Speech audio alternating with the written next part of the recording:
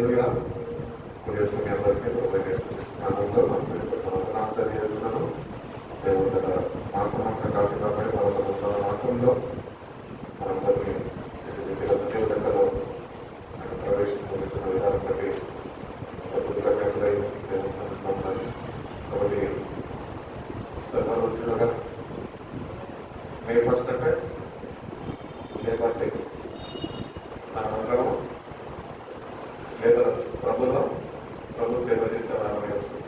కాబట్టి ఏదేమైనప్పటికీ దేవుడి సన్నిధిలో వ్యక్తిగా ఒకరు ఇద్దరు ఉన్నప్పటికీ కుటుంబానికి దేవుడు నా ఒకరు చూపి ఉన్నాడు. మరి దేవుడి సన్నిధిలో దేవుడు ఈ నెల చేసే వాగ్దానము మనం ఒకసారి జ్ఞాపకం చేసుకున్నాం. ఎంతమందికి గత వారం గత నెల దేవుడు చేసిన వాగ్దానం చూస్తున్నాడు చెప్పాలి. యోహాను సువార్త 14:27 14:27 last month April month promise 14:27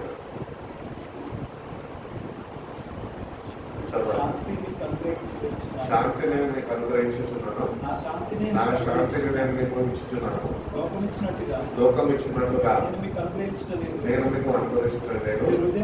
మీ హృదయంలో కలవరపడని.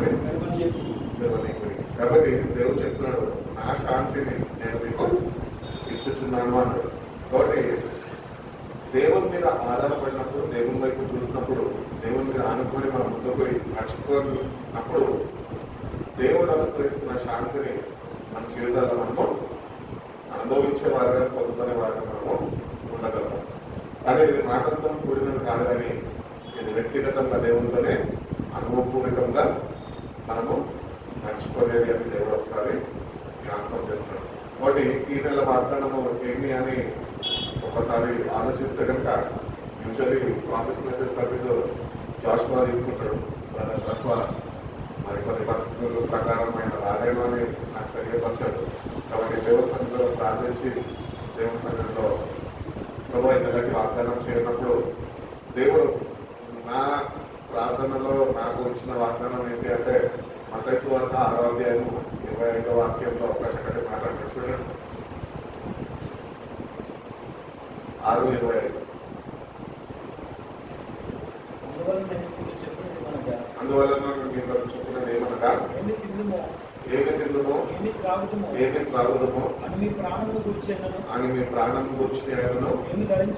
ఏమి ధరించుకుందుమో అని మీ దేహం గురించి చింతింపకుడి. ఆహారం కంటే ప్రాణమును వస్త్రము కంటే దేహమును గొప్పవి కావా. చాలు. ఇక్కడ మనం చూసుకున్నట్లయితే దేవుడు దేని గురించి కూడా చింతించద్దు అని చెప్తున్నాడు. కాబట్టి మన జీవితాల్లో మనం దేవుని నమ్ముకున్నాము, దేవుని బిడ్డలుగా పిలువబడుతున్నాము, రక్షణ పొందుకున్నాము, రక్షణ మాటల్లో నడిపింపబడుతున్నాము. కానీ మన జీవితాల్లో ఏముంటున్నది? దేవుని సన్నిధి లేక చింత ఉంటున్నది. కాబట్టి ఈ చింతని మనం తొలగించుకోవాలంటే మనం దేవుని మనము చేర్చుకోవాలి. దేవుడు బలవంతంగా మన జీవితాల్లోనికి ఆయన వచ్చి మనం పరిపాలించడానికి ఇష్టపడడం. కానీ మనం ఎప్పుడైతే ఆయనని స్వీకరిస్తామో, ఆయనని ఆహ్వానిస్తామో, ఎప్పుడైతే ఆయనని వేడుకుంటామో అప్పుడు దేవుడు వచ్చి మన చింత యావత్తు ఆయన తీర్చేవారు ఉంటాడు. అందుకని యాకోబు రాసిన పత్రికలో కూడా చక్కటి మాట్లాడుతున్నాడు, మీ చింత యావత్తు నా మీద మోపము, నేను నీ గురించి చింతిస్తున్నాను. మన తల్లిదండ్రులు మన గురించి చింతించకపోయినప్పటికీ, మనుషులు మన గురించి చింతించడం పోయినప్పటికీ దేవుడు తన వాక్యము ద్వారా తెలియజేస్తున్నాడు ఏంటంటే నేను నీ గురించి చింతిస్తున్నాను. ఎందుకు దేవుడు చింతించాల్సి వస్తుంది అంటే ఆయన నిన్ను తన స్వార్థం ఇచ్చి ఆయన కొనుక్కున్నాడు. ఎందుకంటే నువ్వు నశించుకోకుండా ఉండడానికి, నువ్వు దేవుని సన్నిధిలో దేవునిలో ఉండడానికి ఆయన నీ గురించి ఆయన చింతిస్తున్నాడు. కాబట్టి ఈ లోకంలో ఉంటున్న మనము లోకంలో ఉండాలి. ఈ లోకంలో ఉన్నంత మాత్రాన లోకానుసారమైన జీవితం జీవించడం కాదు, కానీ దేవుడి కొరకు ప్రత్యేకమైన జీవితం జీవించే వారుగా మనం ఉండాలి. మనం ఎప్పుడైతే అక్కడ రీతిగా ఉండగలుగుతామో దేవుడు మన గురించి ఆయన చింతించగలుగుతాడు. అంటే రీతిగానే జాషువా బ్రదర్ మనకు ఫోన్ చేసి, అన్న ఇక్కడ రీతిగా పరిస్థితులు ఉన్నాయి, మరి వాగ్దానం నేను మీకు వాట్సాప్ చేస్తాను. వాట్సాప్ చేసినప్పుడు సరే, ఏ వాగ్దానం అయితే ఏముంది, దేవుడు వాక్యమే కదా, దేవుడు ఏదో ఒక రీతిగా ఆయన వాగ్దానం చేసిన వాడు నమ్మదగిన వాడు అని విశ్వసించి వెళ్ళినప్పుడు యెషయా గ్రంథము 44వ అధ్యాయము 21వ వాక్యంలో చక్కటి మాట చెప్తా ఉంటారు. ఒక మాట చూడండి. యెషయా గ్రంథము 44వ అధ్యాయము 21వ వాక్యం. యాకోబు ఇశ్రాయేలు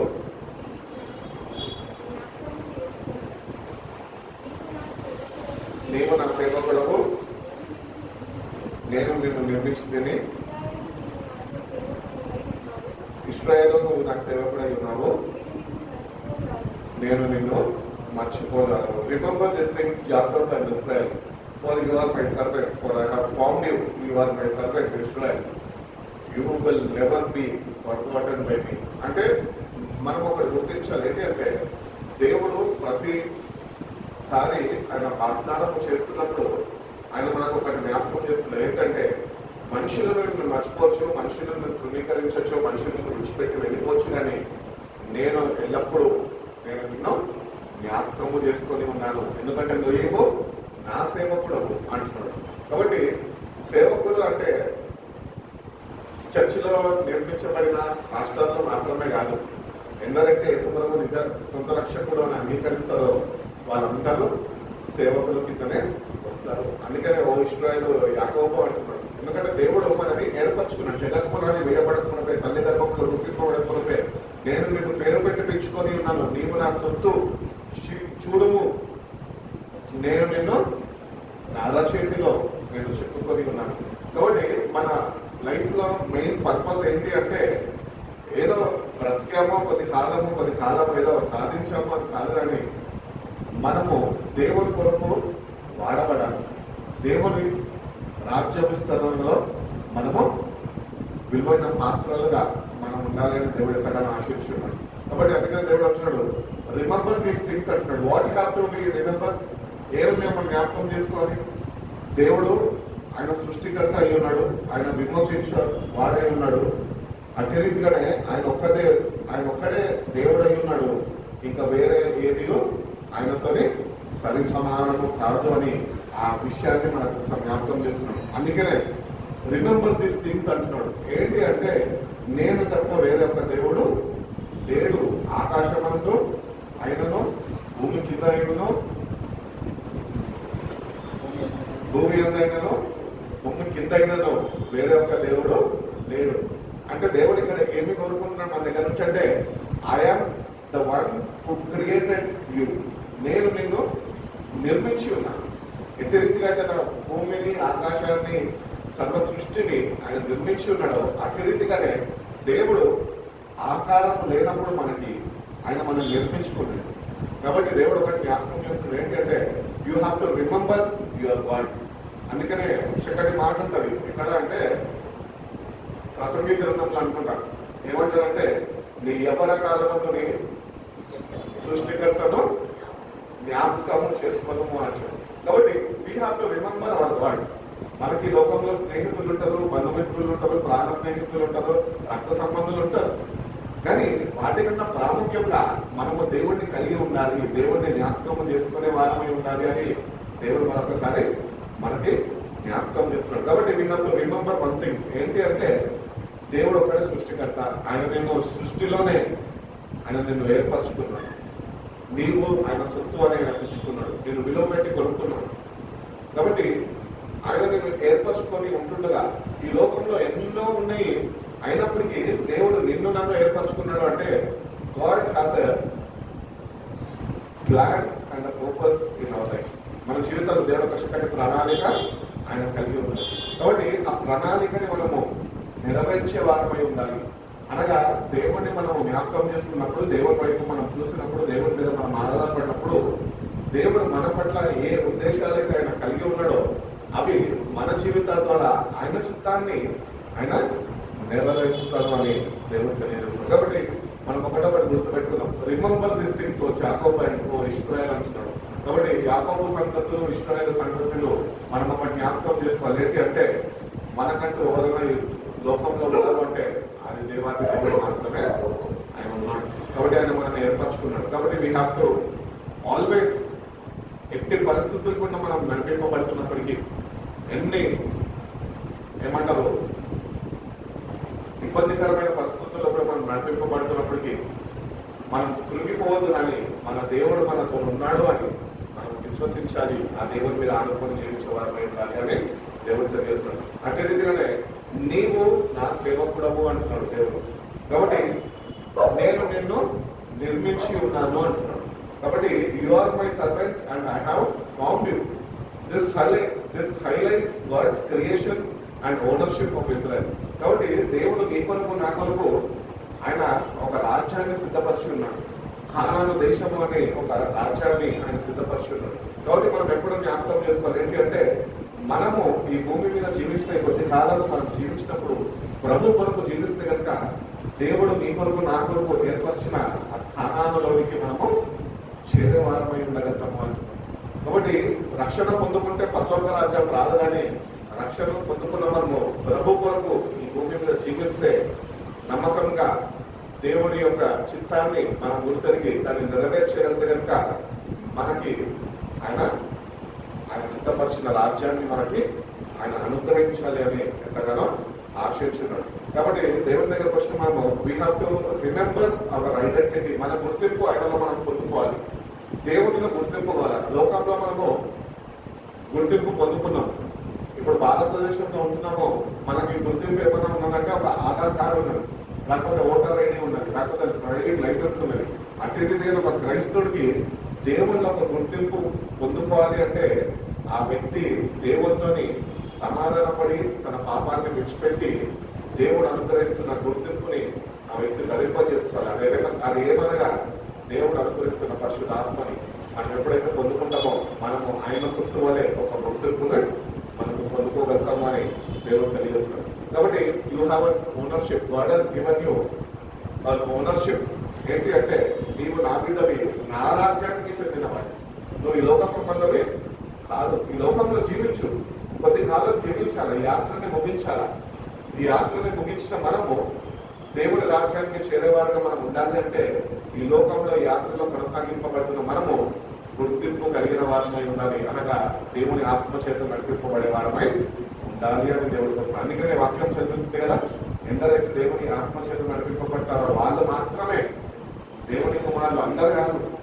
కాబట్టి మన జీవితాల్లో వ్యక్తిగతంగా మనని మనము ఒకసారి పరిశీలన చేసుకుంటే కనుక నేను దేవుని ఆత్మ మీద ఆధారపడగలుగుతున్నాను, దేవుని ఆత్మని పొందుకున్నానా, దేవుని ఆత్మతోని నేను నడిపింపబడగలుగుతున్నానా అని మనని మనం ఒక్కసారి సరిచూసుకొని ఒకవేళ అట్టి రీతిగా మన జీవితాలు లేకపోతే కనుక నేటికన్నా దేవుని వైపు తిరిగి, దేవా నువ్వు అనుగ్రహించిన పరిశుద్ధాత్మని నేను పొందుకోలేదయ్యా, పొందుకున్న నేను పోగొట్టుకున్నానయ్యా, సావాసంలో నిలిచిలేక నేను లోక సావాసంలో నేను పడిపోయి ఉన్నానయ్యా, నన్ను ఏదో క్షమించు, మరొకసారి నన్ను జ్ఞాపకం చేసుకొని ఆ గుర్తింపు నాకు కలుగు చేయాలని నువ్వు దేవుడిని అడగగలిగితే కనుక దేవుడు తప్పక సహాయం చేస్తాడు. ఎందుకంటే ఆయన తప్ప వేరే దేవుళ్ళు ఎవరు లేరు. కానీ ఈ లోకంలో ఒక పెద్ద పొరపాటు ఏంటి తెలుసా, దేవుడు సృష్టికర్త అని గుర్తెరిగిన మనమే దేవుణ్ణి ఆరాధించక, దేవుని మీద ఆధారపడక, దేవుని మీద మన మనసు నిలుపక మనము మనుషుల మీద మనసు నిలుపుతాం. కాబట్టి దేవుని స్థానంలో మనుషులకి ప్రాధాన్యత ఇచ్చేవారమే ఉంచుకోండి. అందుకని అంటున్నాడు, నీవు నా సేవకుడు. సేవకులు అంటే ఎవరు?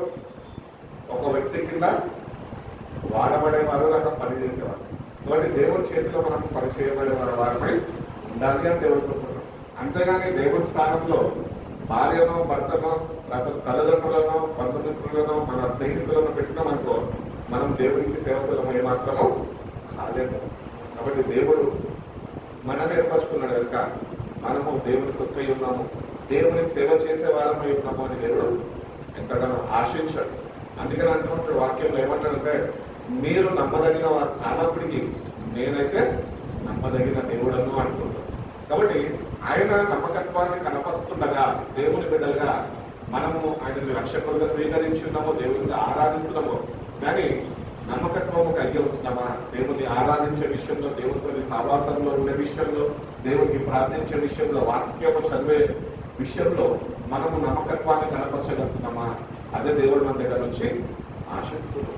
కాబట్టి దేవుని దగ్గరకు వచ్చిన మనము ఈ రోజున ఒకటి గుర్తిస్తాం ఏంటి అంటే, ఆయన మనల్ని ఏర్పరచుకున్నాడు, ఆయన మనల్ని సృజించి ఉన్నాడు, ఆయన మనల్ని నిర్మించుకొని ఉన్నాడు. ఎందుకు అంటే మనలో ఏదో మంచి ఉందని కాదు, కానీ మనము ఆయన కొరకు నేటికన్నా వాడబడాలి అని. కాబట్టి దేవుడి కొరకు మనము వాడబడే వారమై ఉండాలి అని దేవుడు తెలియజేస్తున్నాడు. అదేవిధంగా మనం చూసుకున్నట్లయితే కనుక you will never be forgotten by me, నేను నిన్ను ఎప్పటికీ మర్చిపోజాలను అంటున్నాడు.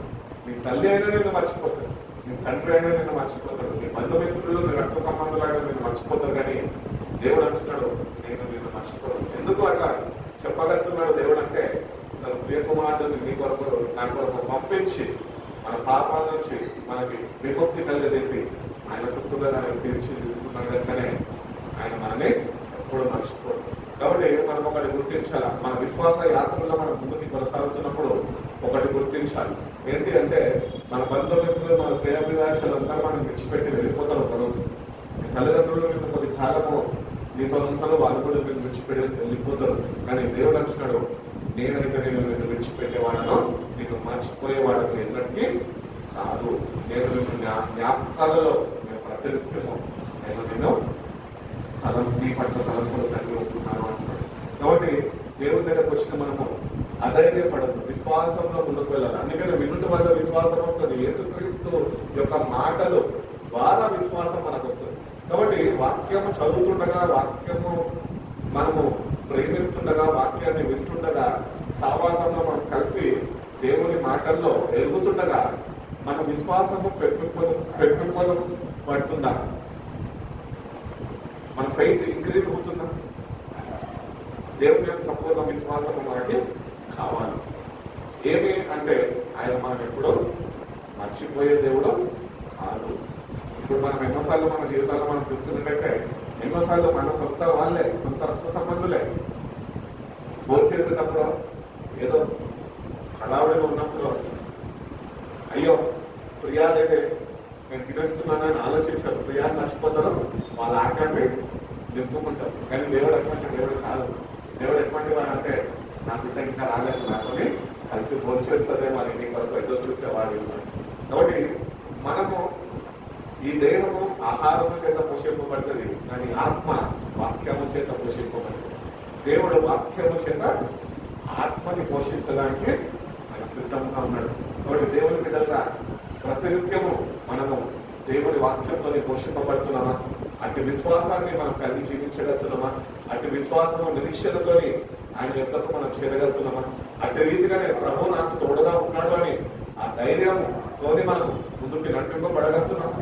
ఒకవేళ లేకపోతే కనుక నేటి నుంచి నా ప్రభు వైపు చూసి, ప్రభు నా విశ్వాసాన్ని నువ్వు పెంపొందం చేయాలి, విశ్వాసాన్ని నువ్వు స్థిరపం చేయాలి, నీ వాక్యం చేత ప్రతిదినము పోషింపబడి ఆత్మల నూతన బలము శక్తిని నేను పొందుకునే కృపను నాకు అనుగ్రహించేయాలి. నువ్వు దేవుడిని వేడుకోగలదు కనుక దేవుడు తప్పక నేను మర్చిపోయేవాడు కాదు కనుక ఆయన తప్పక ఆయన వాక్యము చేత నేను పోషిస్తున్నాడు. మత్తయి సువార్త 4వ అధ్యాయం అక్కడ మనిషి రొట్టెవలే వాడు జీవించాడు, కానీ దేవుని నోటి నుంచి వచ్చే ప్రతి ఒక్క మాట వల్ల వాడు జీవిస్తున్నాడు. కాబట్టి ఈరోజు మనిషి బ్రతికి ఉన్నాడు అంటే, ఆత్మలో జీవము కలిగి ఉన్నాడు అంటే అది దేవుని వాక్యము ద్వారానే. ఈ వాక్యమే నన్ను బ్రతికించను అని భక్తులు పాట రాస్తారు. ఎందుకు రాస్తారు తెలుసా? నిజంగా ఆయన వాక్కు బయలుదేరినప్పుడు అంట అది కార్యసిద్ధిని కలగజేసుకొని మళ్ళీ తిరిగి ఆయన వద్దకు వెళ్తుంది అని యెషయా చెప్తున్నాడు. కాబట్టి దేవుని వాక్యంలో ఉన్న శక్తిని మనము గుర్తించాలి, దేవుని వాక్యంలో ఉన్న బలాన్ని మనం పొందుకోవాలి. దేవుని యొక్క వాక్య సావాసంలో మనం నిల్చున్నప్పుడు మన ఆత్మలని ఆయన తెప్పరిలో చేస్తాడు. మనకి సంతోషాన్ని, నెమ్మదిని, ఆనందాన్ని మనకి ఆయన అనుగ్రహిస్తాడు. కాబట్టి వాక్యాన్ని ప్రేమించే వారిలో మనము ఉండాలి అని దేవుడు ఎంతగానో ఆయన ఆశిస్తున్నాడు. కాబట్టి we have to remember hour God. మన దేవుడిని మనం ప్రతినిత్యం జ్ఞాపకం చేసుకొని ఆయన అతి త్వరలో ఆయన తిరిగి రాబోతుండగా మన జీవితాల్లో ఇంకేమన్నా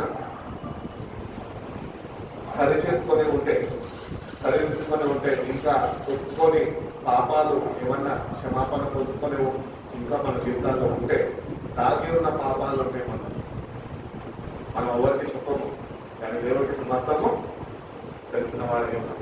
కాబట్టి ఇవన్నీ ఆయన దగ్గర ఒప్పుకొని ఆయన రాబోతుండగా మనము ఆయన మనం జ్ఞాపకం చేసుకొని, నా దేవుడు నా కొరకు రాబోతున్నాడు, నా రాజు నా కొరకు రాబోతున్నాడు, కాబట్టి ఆ రాజ్యంలోకి నన్ను చేర్చబోతుండగా నా జీవితాన్ని నేను సరిదిద్దుకునే కృపను, అంటే విశ్వాసాన్ని, అంటే నిరీక్షణని దేవా నాకు అనుగ్రహించు అని దేవుడిని మనం అడగగలిగితే దేవుడు తప్పక మనకి సహాయం చేస్తాడు. ఎందుకంటే దేవుడి చిత్తం ఏమై ఉన్నది అంటే వాక్య ప్రకారము ఒక ఆత్మ కూడా నశించడము దేవుడి చిత్తము కాదు. ఆత్మకి ఉన్న విలువ అది. మనకి ఈరోజు ఆత్మ యొక్క విలువ తెలుస్తుంది. నరకంలో ఉండేవారంట ఈరోజు అగ్నిలో కాలుతున్న వారు మరొక అవకాశం ఉంటుందేమో మారు మనసు చెందే విషయంలో అని ఎదురు చూస్తూ ఉన్నారంట, కానీ వాళ్ళకి అవకాశము అనుగ్రహింపబడదు. కానీ భూమి మీద జీవిస్తున్న మనము ఎన్ని మార్పు చెందని అని వినిపిస్తున్నప్పటికీ కూడా మారలేని వారిగా మనం ఒకటొకటి గుర్తించండి. మనుషులుగా మనం మారలేము. ఎందుకంటే మనము పాపము స్వభావం కలిగిన వారు. అందుకనే దావీదు కీర్తనకారుడైన దావీదు అంటుంటాడు, పాపంలోనే పుట్టి ఉన్నాను, పాపంలోనే తల్లి నాకు జన్మనించి ఉన్నది. అపోస్తులైన పౌలు పత్రికల్లో అంటుంటాడు, నేను మంచి చేయాలనుకుంటున్నా కానీ నాలో ఉంటున్న పాపము నన్ను చేయనిస్తలేదు అనుకుంటాడు. అంటే పరిశుద్ధుడైన పౌలే పాపము చేత ప్రేరేపింపబడ్డాడు అంటే మనం ఏ పాటి వారు అసలు?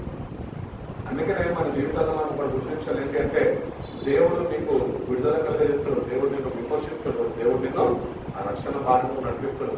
ఆయన అతి త్వరలో తిరిగి రాబోతుండగా ఆయన రాజ్యంలోనికి తగిన సిద్ధపాఠం మనకి అనుగ్రహిస్తున్నాడు. కాబట్టి దేవుని వైపు చూడాలి. ఆయన చెప్తున్నాడు, ఓ యాకోబు ఇశ్రాయేలు, నేను మిమ్మల్ని ఏర్పరచుకున్నాను, మీరు నా సేవకున్నాయి. కాబట్టి దేనికన్నా మనకుంటున్న కొద్ది జీవితంలో దేవుని కొరకు వాడబడేవారుగా ఆ ఆసక్తిని మనం కనపరచాలి. చాలా మందికి ఆసక్తులు ఉంటాయి. ఏమంటే నేను ఒక ఇల్లు కొనుక్కోవాలా, ఒక కారు కొనుక్కోవాలా, ఒక బంగ్లా కొనుక్కోవాలా, ఒక చక్కటి భార్యను సంపాదించుకోవాలా, లేకపోతే చక్కగా నేను లైఫ్లో సెటిల్ అవ్వాలా అని ఎన్నో ఆశలు ఉంటాయి. కానీ దేవుడి యొక్క ఆశ ఏమైందో తెలుసా? నువ్వు నీ జీవితాన్ని మార్చుకొని నువ్వు ఆయన కొరకు జీవించాలి, ఆయన సేవించిన వారిగా ఉండాలి. అంత మాత్రమే కాక ఆయన రాజ్యము అతి త్వరలో రాబోతుండగా ఆ రాజ్యంలోనికి మనము సిద్ధపడే వారిగా ఉండాలి అని దేవుడు ఎక్కడైనా ఆశిస్తున్నాడు. కాబట్టి ఈ నూతన మాసంలో దేవుడు ఒకటే చెప్తున్నాడు, మీరు నా సేవకు. కాబట్టి నేను అంటున్న దేవుని కొరకు వాడబడు, దేవుని సేవించి. సేవకులు అంటే మమ్మల్ని చూడడం కాదు, మీరు కూడా కూర్చున్న సేవకులే. నేను ఒకప్పుడు మీలాగానే అక్కడ కూర్చున్న వ్యక్తిని. మీరంటే ఇక్కడ కూర్చున్నాం, నేనైతే అక్కడ చెప్పులు కాపలా కాస్తున్నాను. అది కూడా ఒక సేవనే. కార్పెట్ వేయడం ఒక సేవనే, నీళ్ళ బాటిల్లో పెట్టడం ఒక సేవనే, మందిరం శుభ్రపరచడం ఒక సేవనే. అన్ని సేవలు నేర్చుకోవాలి. ఈ సేవ చేస్తుండగా దేవుడు మనకి ఏం నేర్పిస్తాడు తెలుసా? తగ్గింపు అనేది నేర్పిస్తాడు. మనిషిలో దేవునికి హేయమైనది ఏంటి అంటే గర్వం. అపవాదిలో అది ప్రవేశించింది.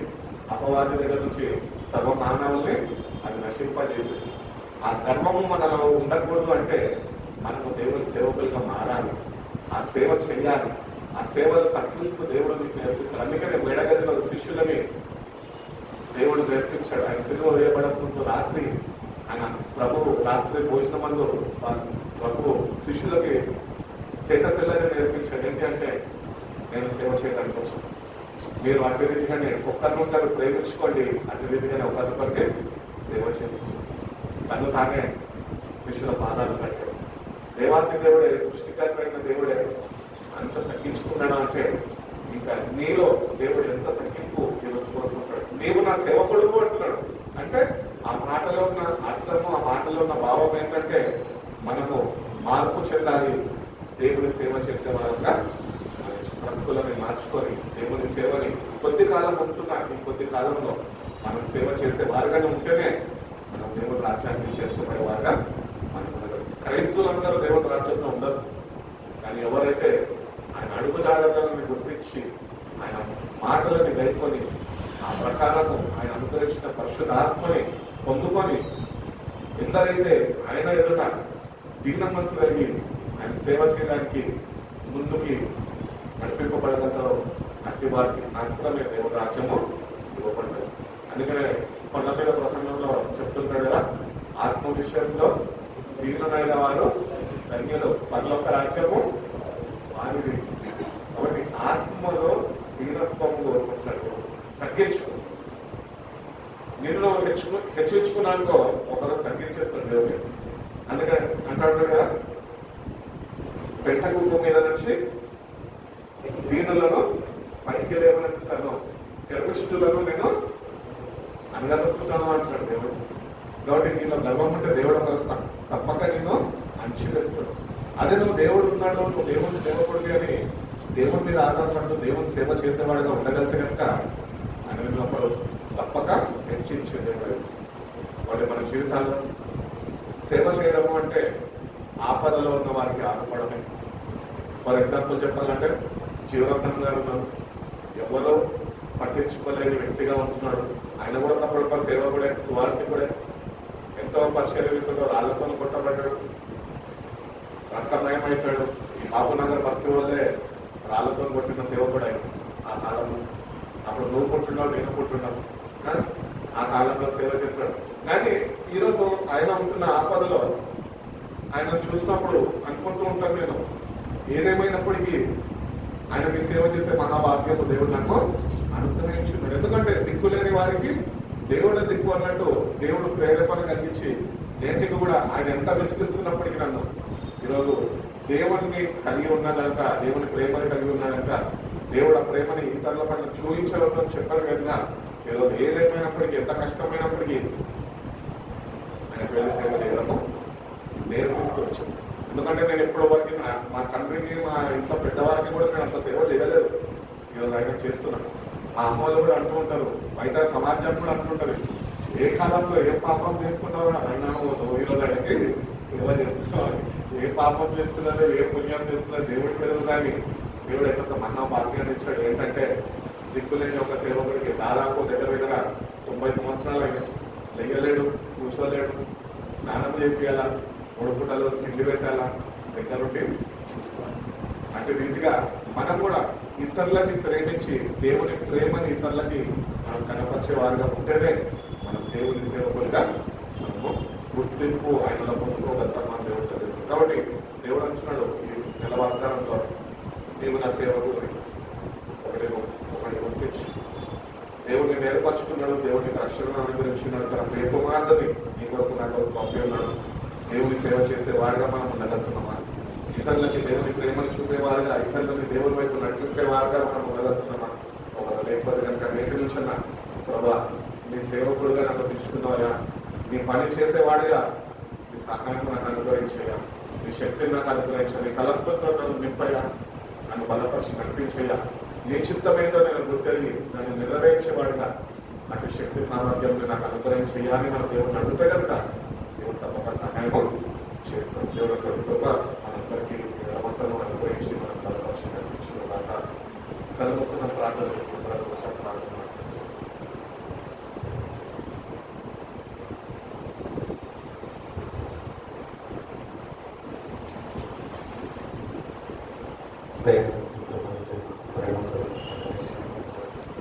తండ్రి మమ్మల్ని మేము ప్రేమించి తండ్రి ప్రభా తిరిగి ప్రభా మరొక నేరంలో అడుగు పెట్టడానికి చెప్పి కుటుంబం పెట్టి ప్రభా అయ్యా తండ్రి ప్రభా గత నెలలో నా శాంతితో మీకు నింపుతాను, నా శాంతిని మీకు అనుగ్రహిస్తున్నాను అనే మాట చేత ప్రభా ఈ నెలలో ప్రభా ఎన్నో పరిస్థితులు ఇబ్బందులు ఎదుర్కొన్నప్పుడు ప్రభా నీ సమాధానాన్ని మేము నెమ్మదిని అయా గురించి ఆదరణతో ప్రభా నిరంతరం మేము గడిపాను. అందులో ప్రభా నీ పాదన స్తోత్రం దాన్ని మరొక నెలలో తండ్రి ప్రభా మీరు మాకు ఇచ్చిన వాక్యం స్తోత్రాలు మీరు మాతో మాట్లాడారు. దేని గురించి చింతపడద్దు, దేని గురించి చింతించొద్దు, మీ గురించి నేను చింతిస్తున్నాను, మీ చింత నేను మోస్తున్నానని మీరు వాగ్దానం చేశారు. అంతేకాకుండా నువ్వు వీటిని జ్ఞాపకం పెట్టుకో, ఇగో నేను ఎప్పటికీ మర్చిపోలేను, ఎందుకంటే నేను నిన్ను నిర్మించినానని మీరు మాకు వాగ్దానం చేశారు.